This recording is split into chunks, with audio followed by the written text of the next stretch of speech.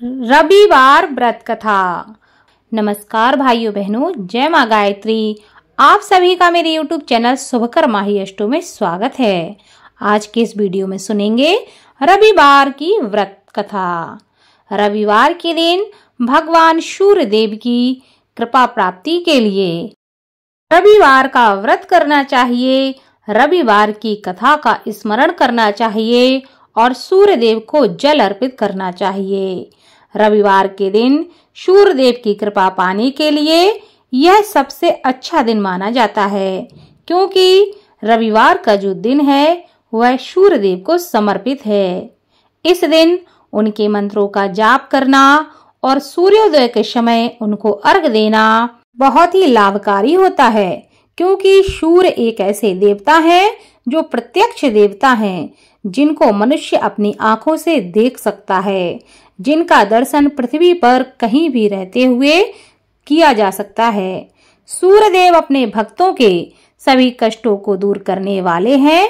तो ज्योतिष शास्त्र के अनुसार 9 ग्रहों में सूर्य देव को राजा माना जाता है, जिनकी साधना आराधना करने से कुंडली के सभी दोष दूर हो जाते हैं।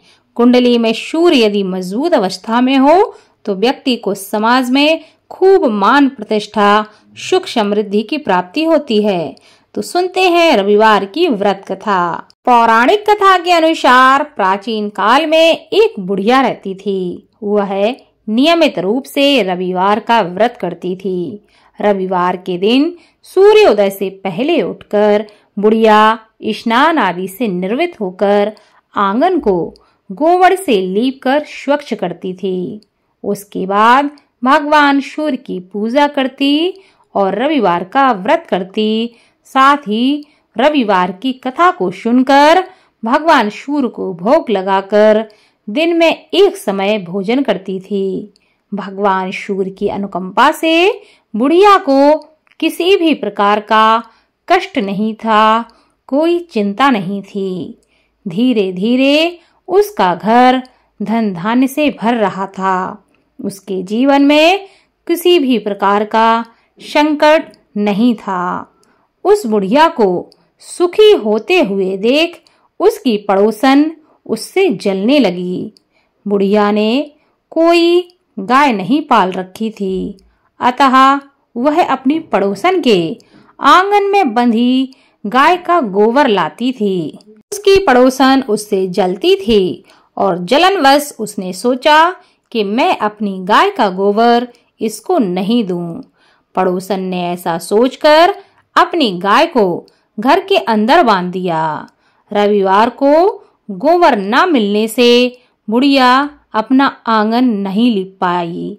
आंगन न लिप पाने के कारण उस बुढ़िया ने भगवान सूर्य देव को भोग भी नहीं लगाया और उस दिन स्वयं भी भोजन नहीं किया। सूर्यास्त होने पर बुढ़िया भूखी प्यासी ही सो गई। प्रातः काल सूर्योदय से पहले उस बुढ़िया की आंख खुली तो वह अपने घर के आंगन में एक सुंदर गाय और बछड़े को देखकर बड़ी ही हैरान हो गई कि आखिर यह गाय मेरे आंगन में कहां से आई। गाय को आंगन में बांधकर उसने जल्दी से उसे चारा खिलाया। पड़ोसन ने उस बुढ़िया के आंगन में सुंदर गाय और बछड़े को देखा तो वह उससे और भी अधिक जलने लगी। तभी गाय ने सोने का गोबर दिया।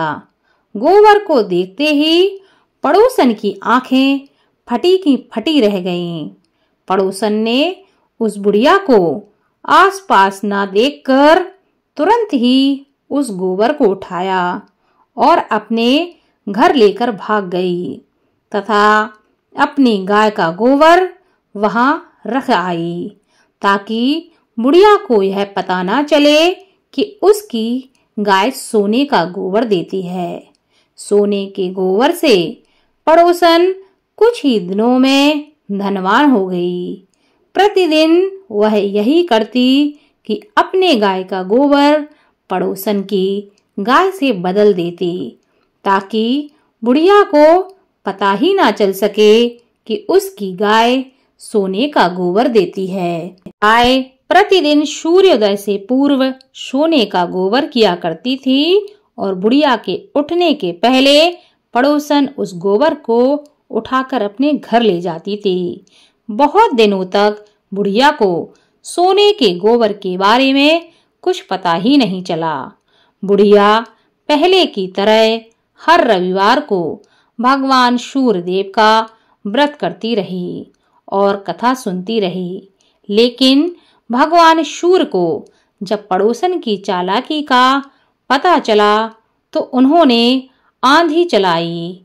आंधी का प्रकोप देखकर बुढ़िया ने सोचा कि आज तो आंधी इतनी तेज है, गाय को बाहर कैसे छोड़ूं। तो बुढ़िया सोचने लगी, क्यों ना आज गाय को घर के अंदर ही बांध लूं, ताकि इस आंधी तूफान से मेरी गाय बची रहे। गाय को बचाने के लिए, उसकी सुरक्षा के लिए बुढ़िया ने उस दिन गाय को अपने घर के अंदर ही बांध दिया। जब वह सुबह उठकर देखती है तो बुढ़िया चौंक जाती है, क्योंकि वह देखती है कि गोबर सोने का है। वह आश्चर्य में पड़ जाती है कि यह गाय तो सोने का गोबर देती है। उसे बड़ा ही आश्चर्य होता है। उस दिन के बाद बुढ़िया प्रतिदिन गाय को घर के अंदर ही बांधने लगी। सोने के गोबर से बुढ़िया कुछ ही दिन में बहुत ही धनी हो गई। उस बुढ़िया के धनी होने से पड़ोसन बुरी तरह जल भुनकर राख हो गई। पड़ोसन ने जलनवश अपने पति को समझाकर राजा के पास भेज दिया कि राजा से कहकर आओ कि मेरी जो पड़ोसन है उसके पास एक ऐसी गाय है जो सोने का गोबर देती है और वह गाय बड़ी ही सुंदर है। जब राजा को यह सब पता चलता है तो राजा उसे देखने के लिए आता है। राजा देखता है कि गाय तो बहुत ही सुंदर है, साथ ही जब वह यह देखता है कि गाय तो सोने का गोबर देती है तो राजा के आश्चर्य का ठिकाना ही ना रहा। बुढ़िया राजा से प्रार्थना करने लगती है कि हे महाराज, इस गाय को मुझसे ना लो, क्योंकि इस गाय को मुझे स्वयं भगवान सूर्य ने दिया है। मैं इसके बिना कैसे रहूंगी, मेरा जीवन यापन कैसे होगा। लेकिन राजा उसकी बात मानने को तैयार ही ना था। उधर भगवान सूर्य को भूखी प्यासी बुढ़िया को इस तरह प्रार्थना करते देख उस पर बड़ी ही दया आई। उसी रात भगवान सूर्य ने राजा को स्वप्न में कहा कि हे राजन, बुढ़िया की गाय व बछड़ा तुरंत लौटा दो, नहीं तो मैं तुम्हारे साम्राज्य को नष्ट कर दूंगा, तुम्हारा महल नष्ट हो जाएगा। भगवान सूर्य के स्वप्न से बुरी तरह भयभीत होकर राजा ने प्रातः काल उठते ही गाय और बछड़ा बुढ़िया को लौटा दिए। राजा ने बहुत सा धन देकर बुढ़िया से अपनी गलती के लिए क्षमा मांगी। राजा ने पड़ोसन और उसके पति को उनकी दुष्टता के लिए दंड दिया। फिर राजा ने पूरे राज्य में घोषणा कराई कि सभी स्त्री पुरुष रविवार का व्रत करें, साथ ही रविवार की कथा का स्मरण करें।